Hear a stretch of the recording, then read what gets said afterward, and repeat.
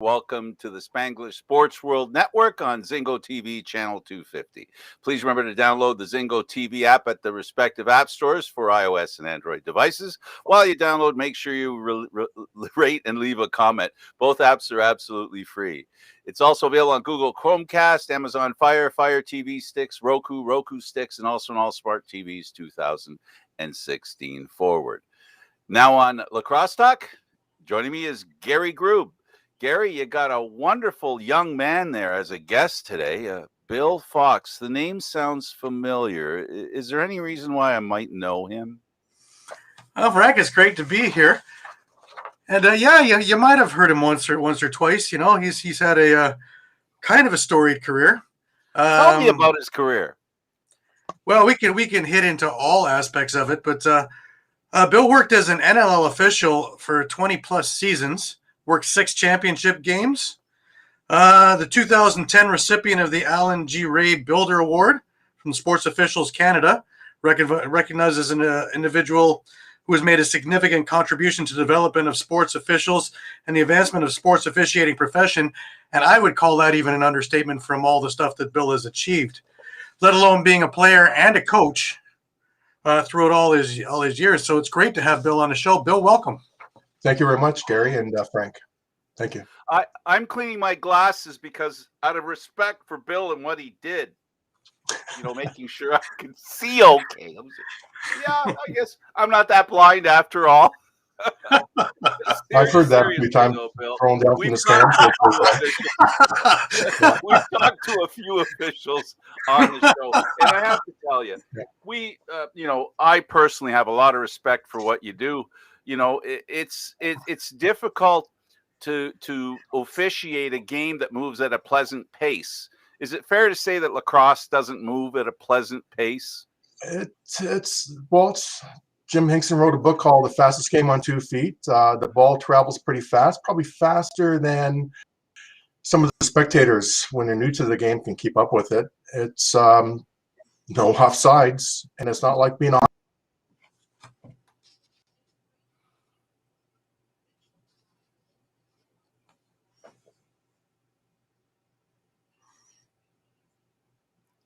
I think we lost Bill.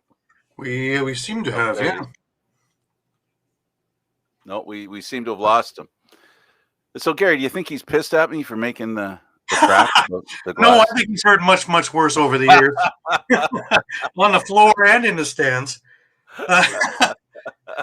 Well, if you send a message to him to reboot and see if he can try again, maybe he's figured that out on his own. Well, while he's away, we can talk behind his back, I guess. So, it really is. I really do. It wasn't just because he was there. I really do respect what the officials in lacrosse actually do, because, in fact, it is a really fast game and it is really tough. And it's pretty, even though they don't have to keep up one end to the other, they still have to, the concentration level must be amazing to be an official. Well, I also think that back then, when Bill was reffing the NLL, they only used a 2-man system. Now they're at a 3-man system, and they still have trouble keeping up because the game is so fast. With a 2-man system, to be everywhere and to see everything is impossible. So these guys just do incredible work, game in, game out, and to be that consistent over a career is incredible, really. And Bill being a crew chief for most of it, because his career went back in early days in the Mill League as well. You're thinking about from the Wild West to what we have now, and the speed that's been generated over those years. And he's been instrumental in a lot of the rule changes or rule additions, because as he'll probably get into a little bit more in depth than I can, when you come up to a situation where there isn't anything in the rule book, you have to go off the top of your head and try and sell it. So, he's been masterful at doing that over the years. And even now, he's still involved. He is with the Arena Lacrosse League as I believe the head of officials there. So, he's still got his hand in, even though he's retired from being part of the National Lacrosse League per se. Okay, I'm going to talk for a second so that you can check out your phone and see if you can get him back in here. Yeah, with officiating, the biggest thing with officiating, you said the magic word, and it really is the magic word, and that is consistency.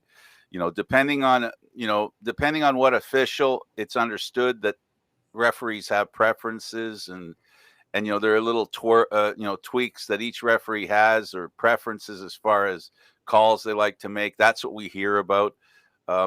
Bill, as far as I know, is one of those guys that applied the rule book, or applied it, so well. And the proof is in the pudding, and the pudding would be doing all the championship games. You don't get to do the championship games if you don't have some sort of consistency and some sort of ability to be respected. And, being an official and being respected, that is one heck of a hurdle to come over.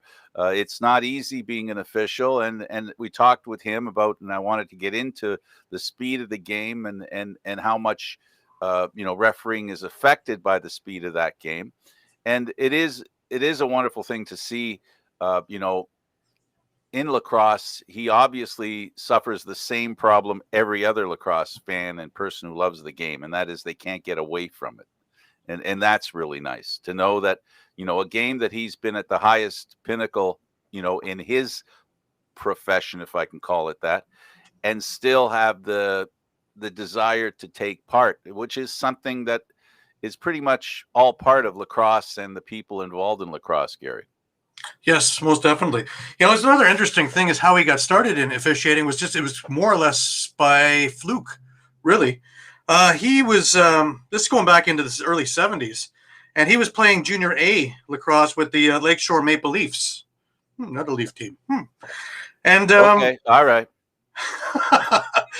his high school, Danforth, junior players were prohibited from playing on the school team, so he couldn't play.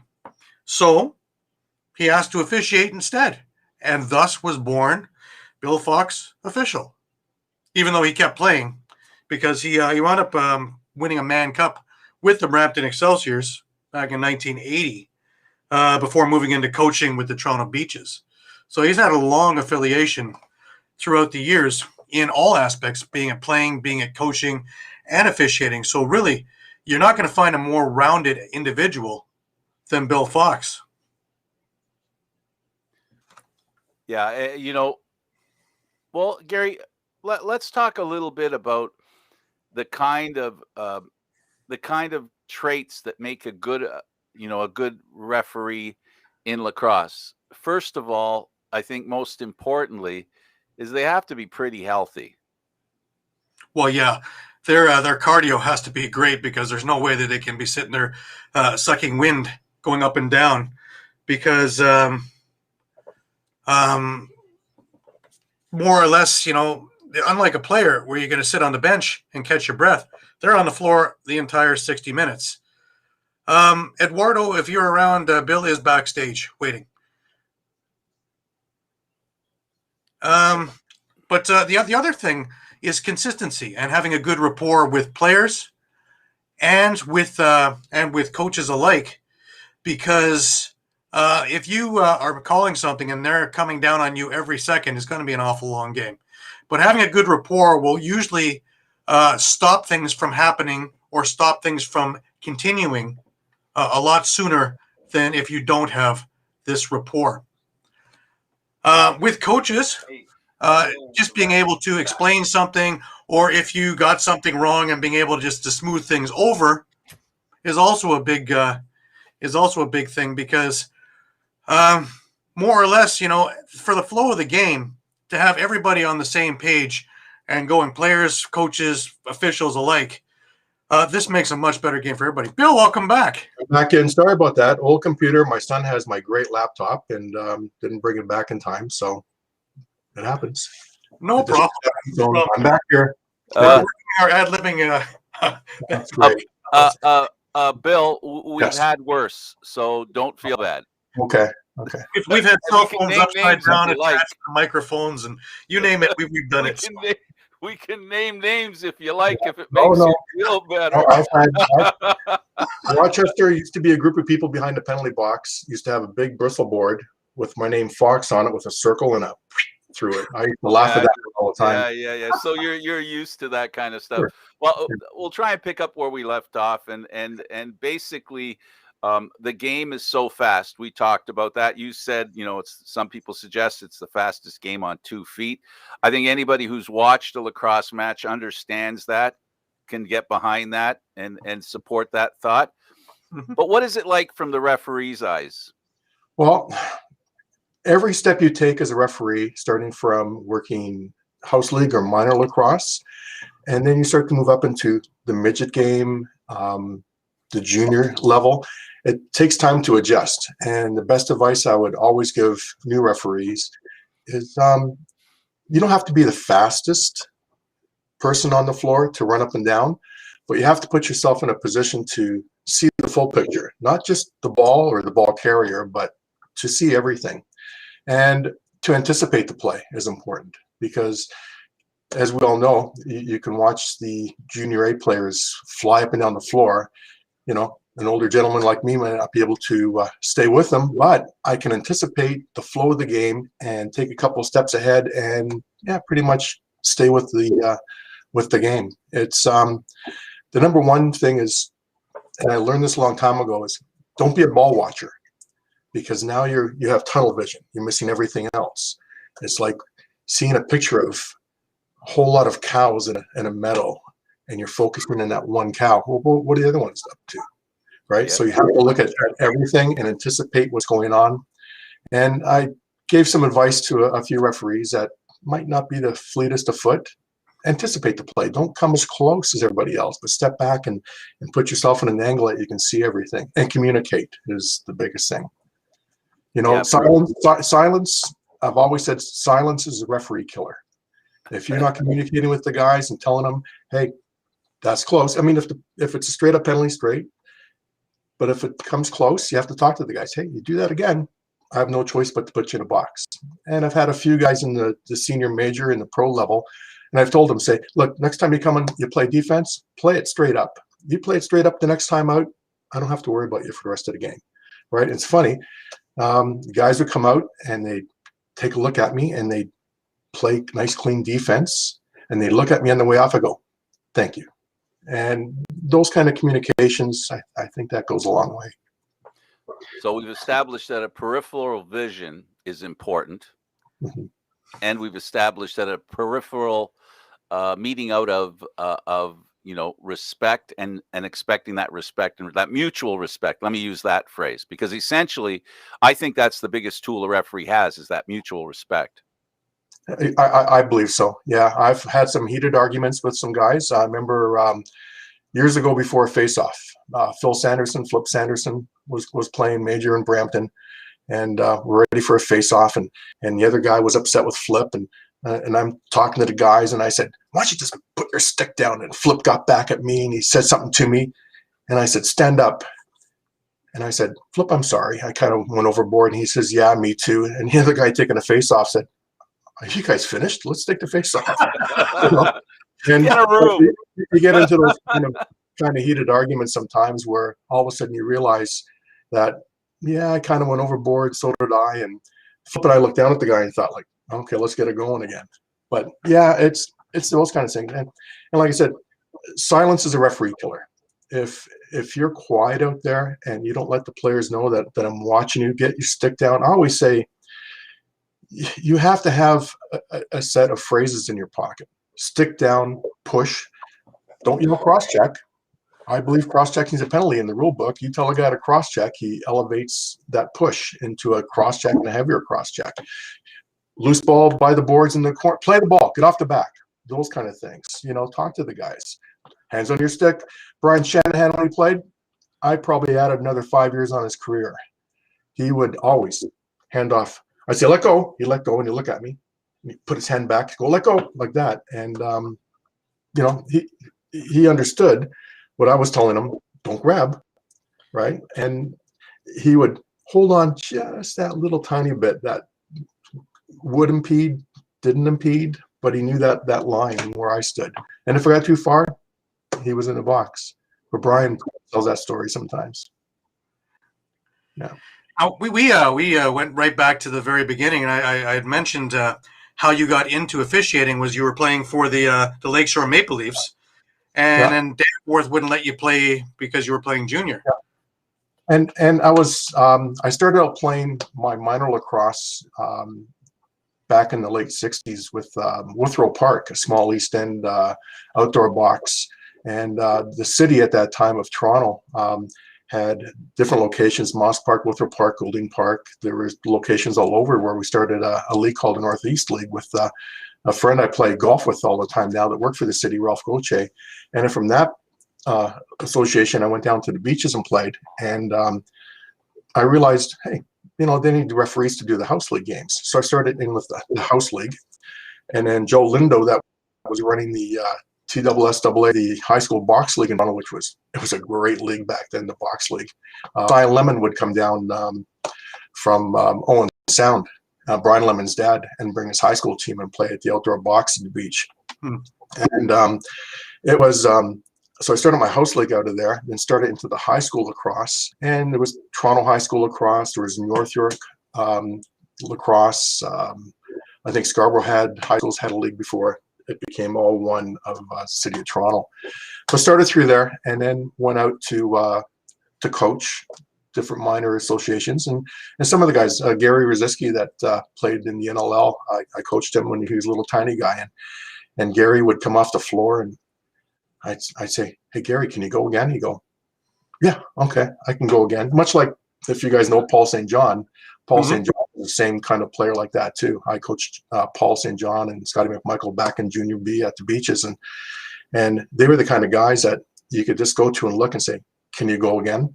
And off they go. So I went to coaching, played, got back into senior lacrosse up in Orangeville with Terry Sanderson and all the Sandersons and the Northmen in 78, 79, and then went on to Brampton, and continued to get back into the officiating, and kind of worked my way up. There's a process, but I think it did help to be a player, to have some officiating background, and to be a coach. Nothing more frustrating, as we all know, to be a coach or a spectator, somebody that really can't control the ball, the stick, than to sit up in the stands and look at the officiating and wonder, how did they see it? What could I have done differently? And that's pretty much why my next endeavor was to get involved into officiating. I saw those guys out there and how they worked, and I really wanted to be like them, like Murray Taylor or Harry Benham or John Hurd or Gary Martin, those kind of folks that used to do our games. And when I played junior, NHL referees, linesmen would come in and do our games every so often. Guys like Bruce Hood and well, my coach in Brampton, John McCauley, Gus McCauley, was my coach. Ronnie Finn was used to come in and do our game. So it was great when you're playing senior to come in before the game and watch these guys come in and realize who they are. And you probably saw them a few months earlier doing Stanley Cup finals. So it was a lot of fun. I'll tell you a little funny story about Ronnie Finn. So Ronnie and Gus were brother-in-laws. And one time we were playing a playoff game, and Finney's running up and down the floor, and Gus had a great personality. Like most of us are here, he was up top, and when he spoke, everybody listened.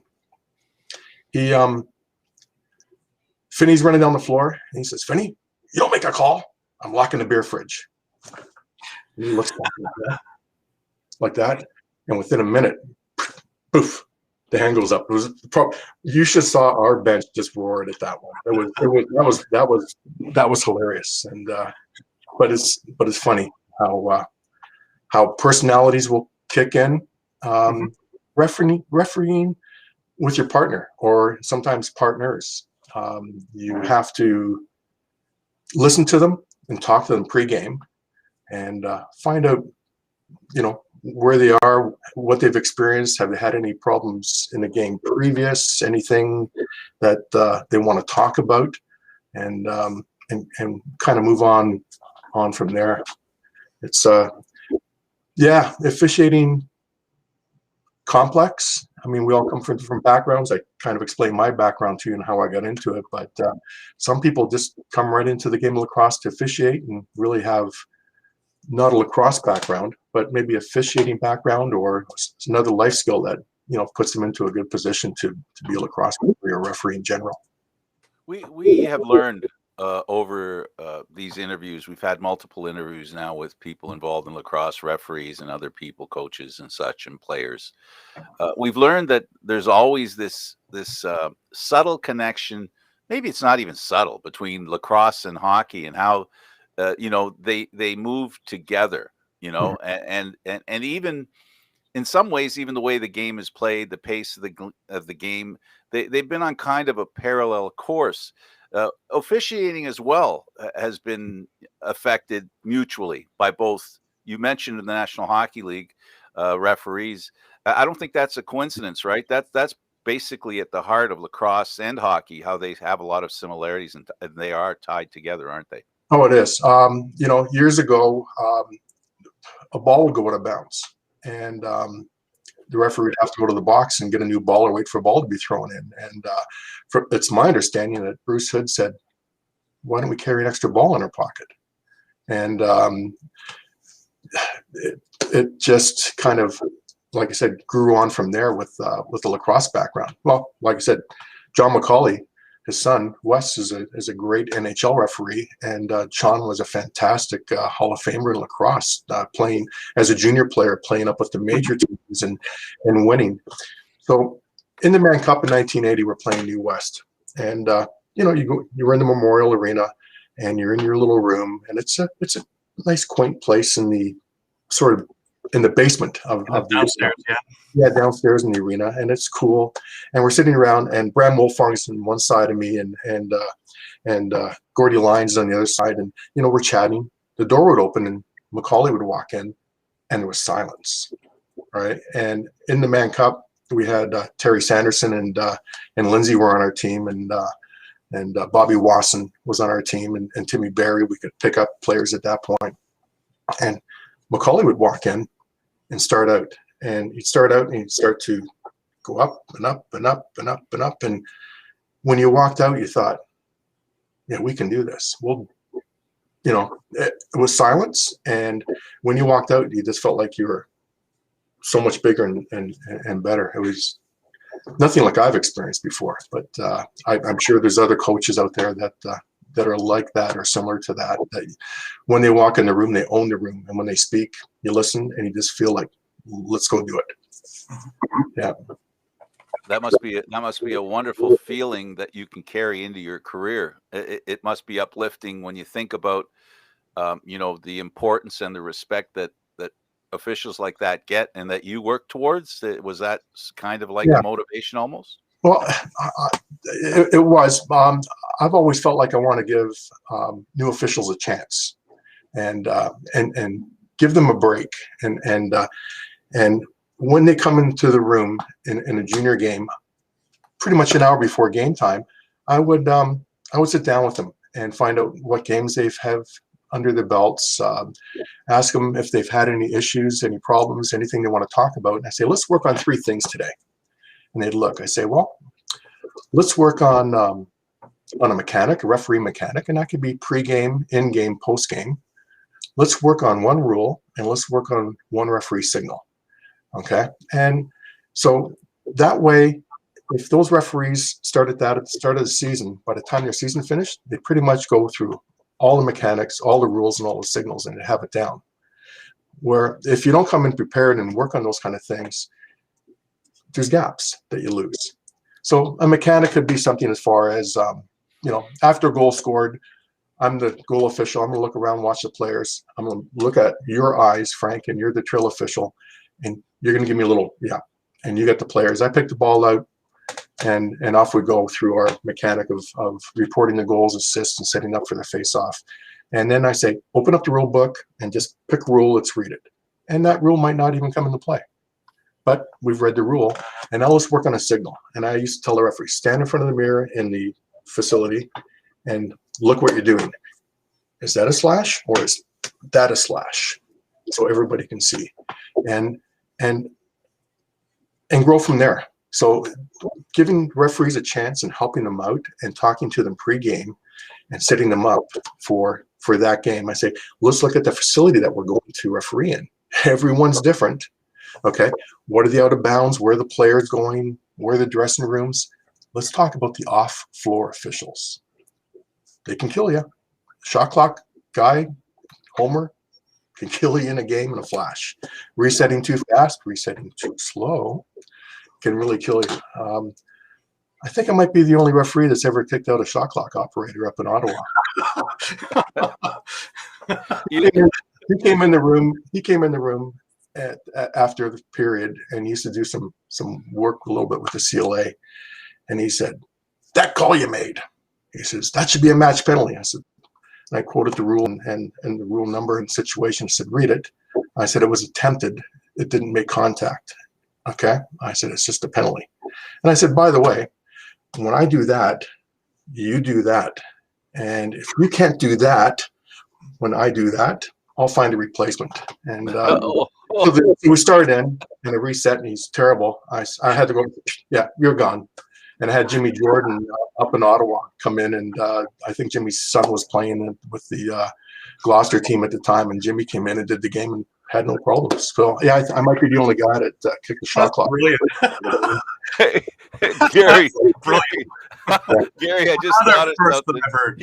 he brought up the name Wes McCauley. I'm beginning to ask this question: which came first, the chicken or the egg, or Bill or Wes? Because of the way Wes McCauley calls penalties, Yeah. that's what I'm hearing. I saw that name, and then I'm watching your exaggerated. Well, it's performance art too, in ways, as far as being an official is concerned.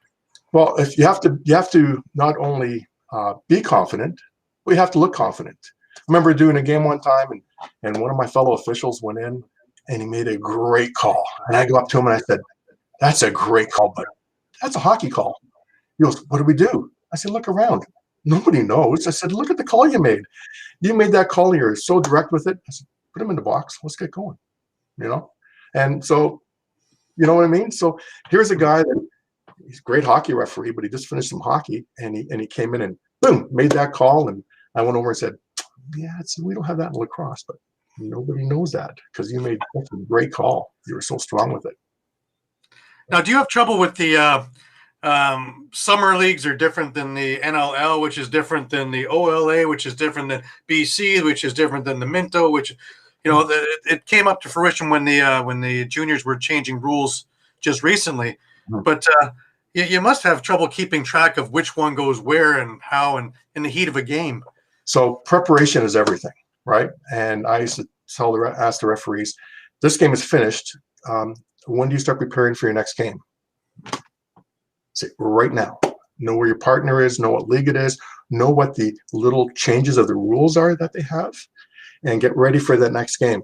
Yeah, does it happen? Yeah, it gets hard pretty times, and sometimes, just like players, we're reactionary. You see something happen, and you react to it. So the NLL, well, sorry, but it happened. Early in an NLL season, I'm doing a game in Toronto, and Terry Sanderson, the next teammate and coach for the Rock, is there. And it was a summer 5-minute penalty, but a legal check in the NLL. And my hand goes up. And as soon as I put my hand up, I went, "Oh, no." So I went in, had my hand up, kept it up straight, made the call, put the guy in the box.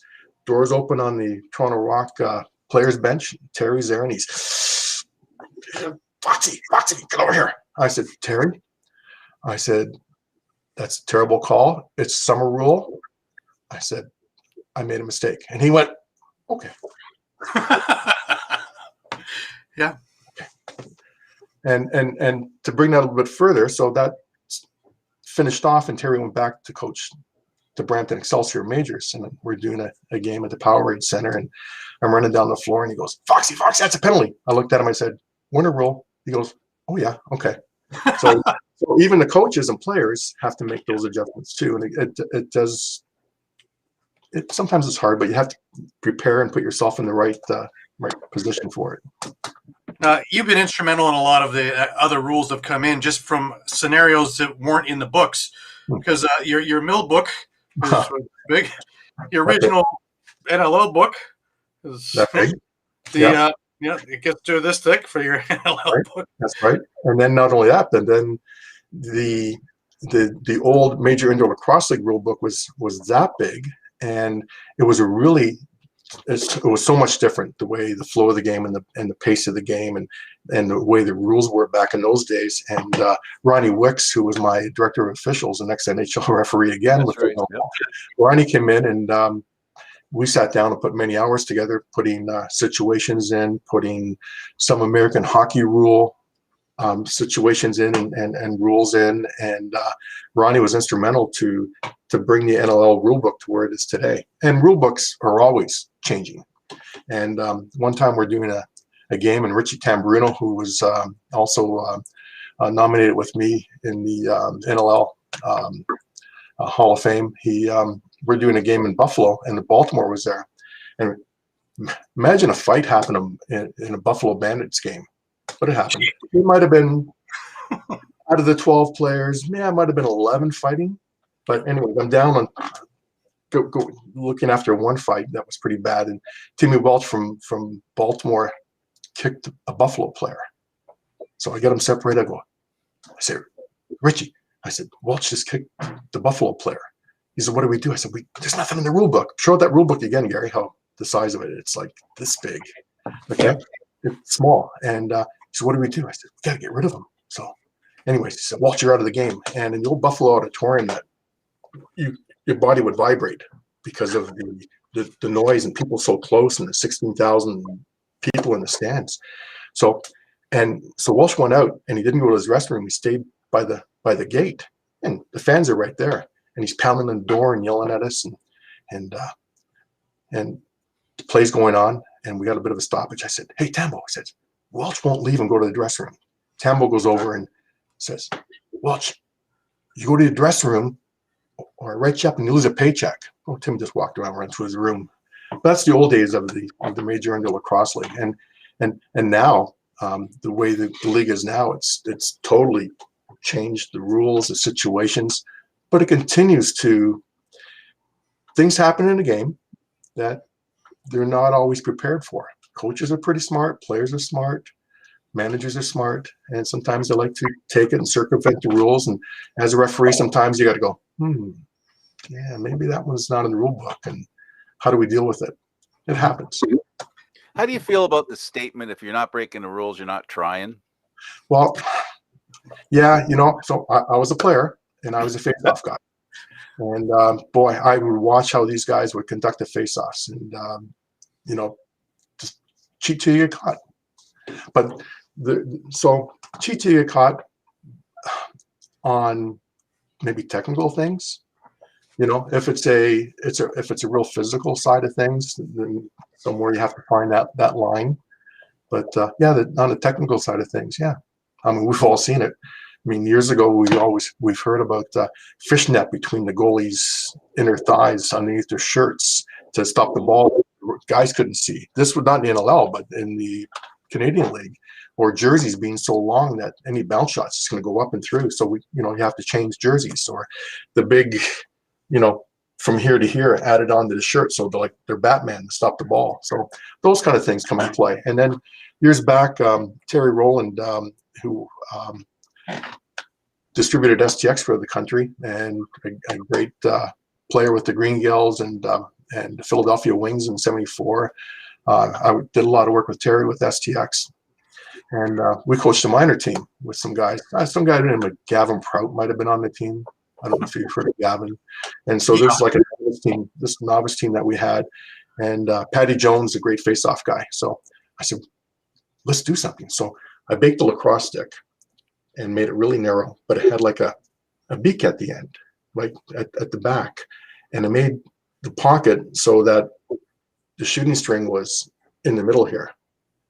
So it ended up being a double pocket. So when he would win the face-off, the ball would get stuck in the back of the stick and draw it out. And he'd run down the floor, and they'd be yelling, it's stuck, it's stuck. You go, flip, boom.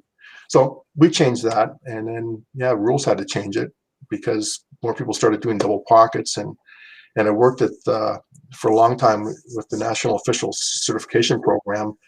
And that came up. And I said, Probably my fault. I said, we could fix it.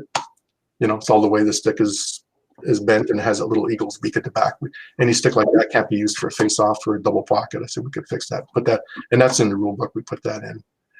But yeah, kind of circumvent the rules, cheat as much as you can if you get caught, or the rules have to change. Yeah, the only reason I asked that is because at some point, officials have to catch up to all these things. So part of the job that you have, you said it, you did it beautifully, by the way. The rule book had to change. So first you see something, then the rule book has to change, and then the rule book has to be applied, and the players have to understand after they get called so many times. And then, and that's the thing about officiating that people don't appreciate how reflexive officiating is. Yes. Yeah. And every game is different.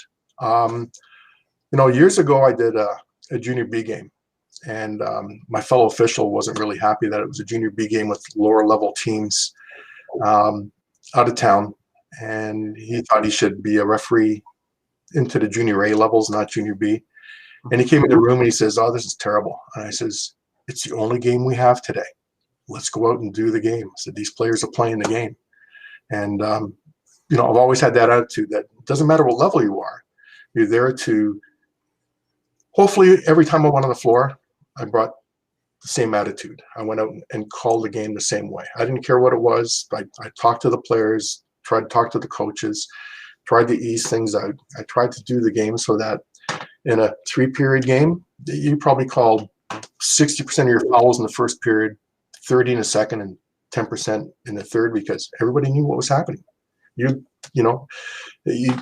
set the tone, set the standard. You talked to them so they knew what was going on. And like I said previously, silence is a referee killer. And watching the ball, what else is going on? Let the ball look after itself. As the play comes to the net, then your eyes will will follow that. But changing the rules. Hey Gary, I gave you a rule book, I think from '77. Canadian Yes. rule book.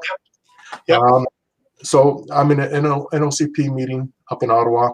And I said, what I'm going to do next lacrosse game? I said, after a goal is scored, I'm just going to pick the ball up, tell the guys to go back to their straining line or outside the dotted line and give it to the goalie and blow the whistle, say, go. You can't do that. I said, why? I said, there's nothing in the rule book that says we have to have a face-off after a goal. And the guys looked and they said, now they're in looking through the rule books and they're opening up and doing this. And they went, oh my God. Yeah. It says a face-off shall be conducted at the start of the game or after the start of each period, right, Gary? Yes. And then after that, I showed Gary the rule book. I gave it to him. I said, so there's another one that who knew that wasn't in the rule book. So I meeting this. So there's another one we had to put in because nobody ever thought about it. After a goal, there's a face-off. We just assumed it, but nothing was put in that book about after a goal, a face-off shall be conducted at center. And there's some other things. So at the NLCP, I talked about in the NLL after a penalty, we would give the ball back to the non-penalized team. Okay. And I said, why do we allow 4 face-off circles in each corner, allow a really strong team to beat up all these weaker teams, and then allow them to play 5-on-4, 5-on-3, gain that ball, and then rag it around? I said, why do we allow that instead of helping that penalized team, like in the NLL or field lacrosse, to give the non-penalized team possession of the ball?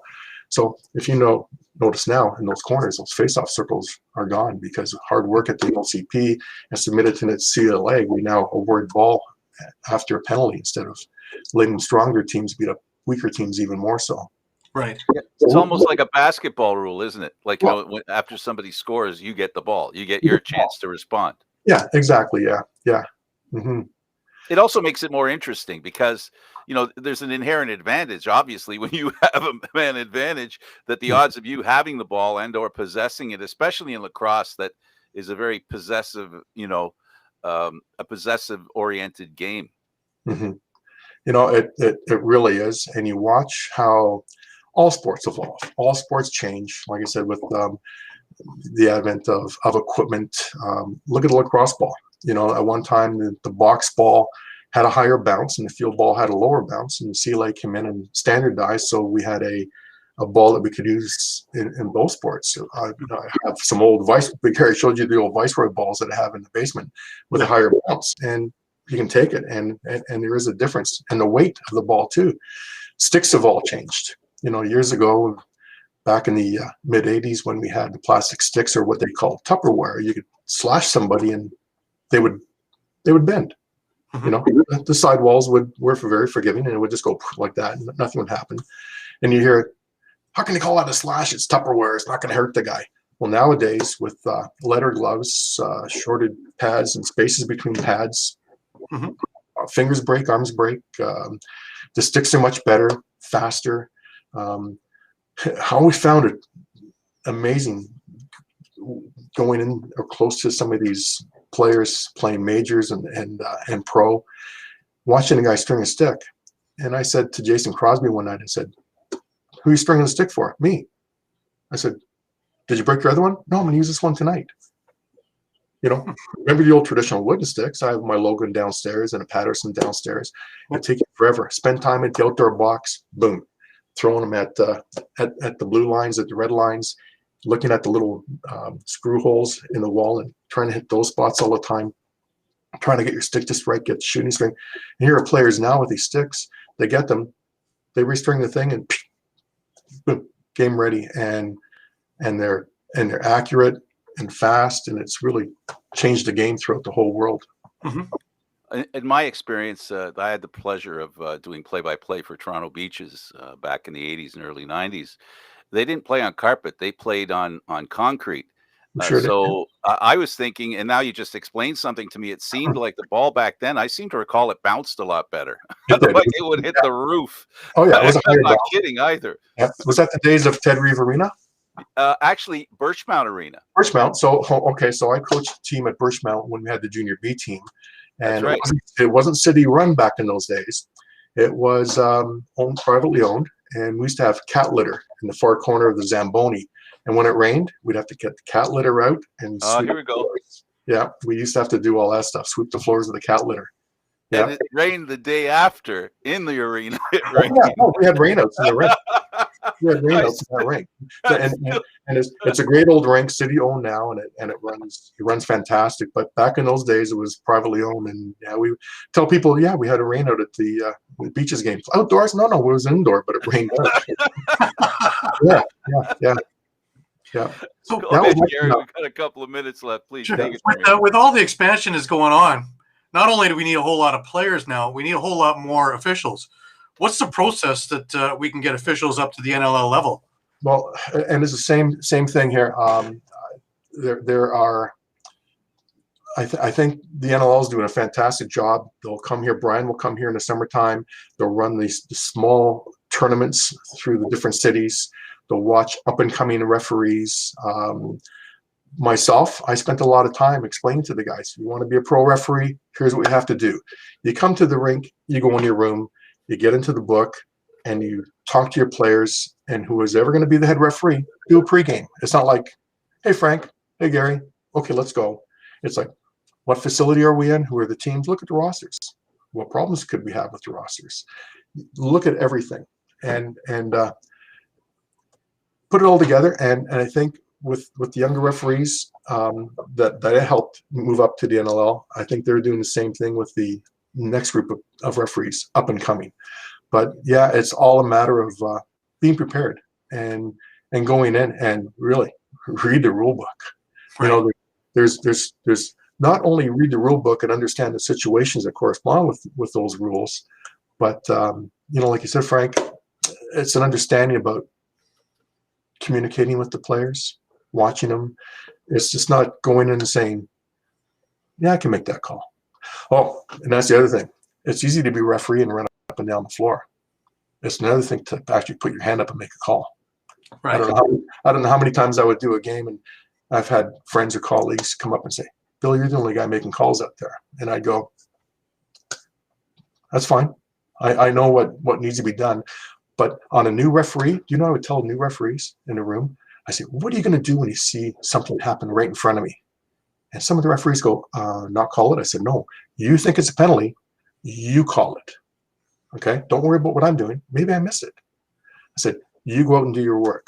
It's and doing mental cups, man cups with some of the guys from the West. They would come out and say, Bill, what do you want me to do? I say, do your game. And after the first period's finished, we're going to be on the same page. For the tournament, we're going to be together. Just because why change? Because you're a Western referee coming out to the East or the East going out to the West. Just call your game. It's what the players are expecting you to do. And it's like teamwork. After a while, you're going to, you two guys work well together.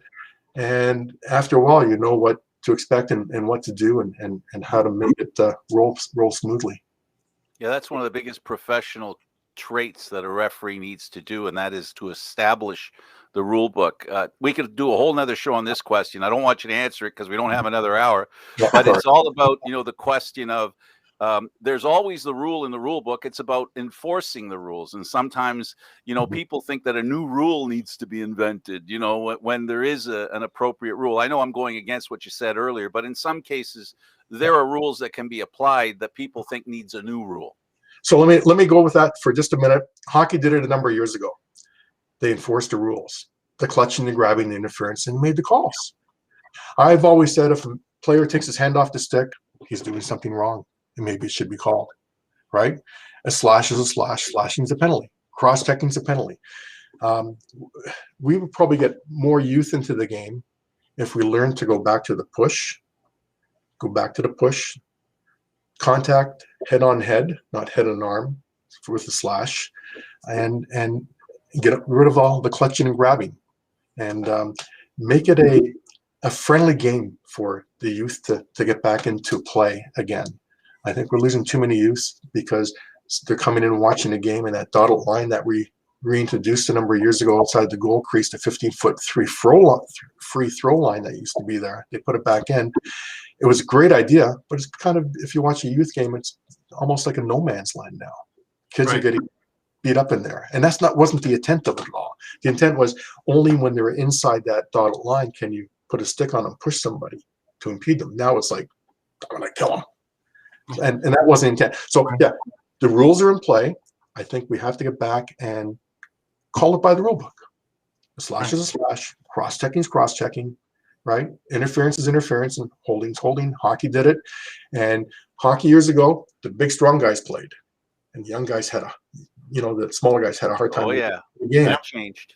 Hasn't that changed in a hurry? We can do the same thing. Right. What needs to be done. Hey, you're still with the Arena Lacrosse League as head officials? No, I kind of stepped down a year ago. I didn't have a lot of time, and I just felt like, my wife and I, we talked, and just more time with the family. Daughter's married. She has a little one, and spending more time with family doing other things. So yeah, no, I kind of stepped down from the Arena Lacrosse League. CLAX was great. We put some interesting rules there, like the change boxes, and so stop there were guys had to play both ends of the floor, and there were fast breaks and breakaways. Let me just put it that way. And we started the goalies at the opposite ends of the floor instead of in front. That way, when you pull the goalie, guess what you had? You had the goalie at your end close to your home bench, so you can pull them off instead of all the way down past the visitor's bench to your bench with the minute left in the game to pull a goalie, and then you got to pull them out and spin around all the way back. So we changed some rules in CLAX that were great, and the Arena Lacrosse League is just NLL rules, and some great referees there that I talked to. And like I said, you want to make it to the pros? I've had a long chats with the guys. Here's what you have to do. You go to your room, don't talk to the players, because in the NLL, man, you go to your room, convert. You want to talk to a player after a game? Tuesday, after the weekend's over.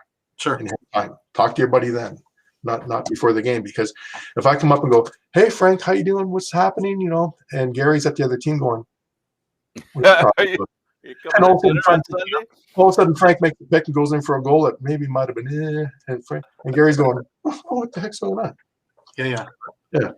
You don't even show any little bit of of course. No. Okay, so just before we end, what was the fondest memory you had? Well, there's a few of them. Well, had as a player, coach, referee. Anything in lacrosse, really, your fondest memory? Well, Man Cup's nice to win that one. Not many players. I was probably the first guy to win the Man Cup out of the Beaches organization. We've had a lot since then. Right. And a lot of the guys that I tell them at Man Cups, if I've known them for years, as a starting, look around. It goes really fast, this championship, absorb everything. Starting a minor organization up in Ajax Pickering. I was in Philadelphia one afternoon doing a game, and we had registration. And I called my wife, say, how's registration going? And in the Pickering Rec Center, it was from the second floor down the stairs into the parking lot. We had 500 kids sign up for the first time. So that was a good memory. And my first game in the NLL, we're in the Buffalo Auditorium, and it's game time. And somebody from the league office walks in. We're going to have a bit of delay. Well, what's going on? Well, there's a lineup for tickets. We figured there'd be 5,000-6,000 people. There was, I think, 12,500 showed up. Wow. And after that, every game was a sellout. And it was just, so the biggest number of people I think I officiated in front of might have been maybe 2,000-3,000 people.